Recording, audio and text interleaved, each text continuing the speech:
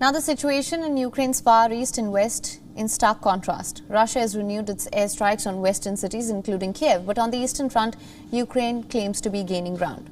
While these are claims and counterclaims, they can potentially change the course of the war here. And one catalyst here will be the Western countries. Their weapon supply to Kiev has been a game changer before and could have the same effect again. Ukraine has also requested to beef up the air defenses, and within 3 days of the attacks, the West has delivered. Here's a report. More than 50 Western countries met on Wednesday to promise more weapons for Ukraine, especially air defenses, after Russia launched its most intense missile strikes since the war began. Speaking after a meeting of the Ukraine Defense Contact Group in Brussels, U.S. Defense Secretary Lloyd Austin said Russia's latest attacks had laid bare Moscow's malice and cruelty. Those assaults on targets with no military purpose again reveal the malice of Putin's war of choice. But Russia's atrocities have further united the nations of goodwill that stand with Ukraine.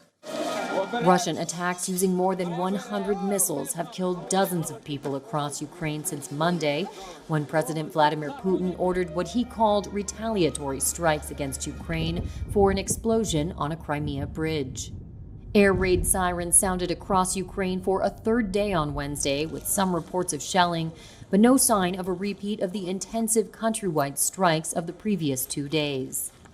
The missiles have mostly targeted civilian electricity and heating infrastructure, while some hit busy roads, parks, and tourist sites, including the center of Kiev.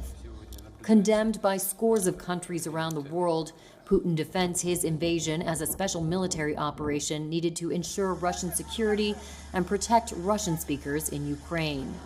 Since Monday's attacks, Germany has sent the first of 4 planned Iris-T air defense systems, while Washington said it would speed up delivery of a promised NASAMS air defense system. The systems will be provided as fast as we can physically get them there. We're also going to try to provide additional munitions to the existing systems that the Ukrainian forces are using.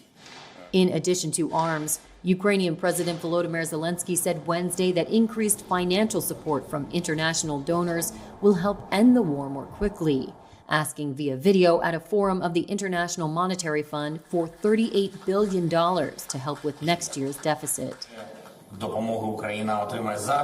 More assistance Ukraine gets now, the sooner will come an end to the Russian war, and the sooner the more reliably we will guarantee that such a cruel war will not spread into other countries.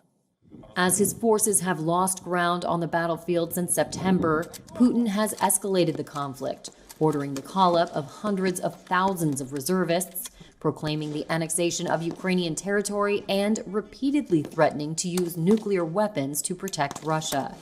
A senior NATO official said Wednesday a Russian nuclear strike would almost certainly provoke a physical response from Ukraine's allies and potentially from NATO.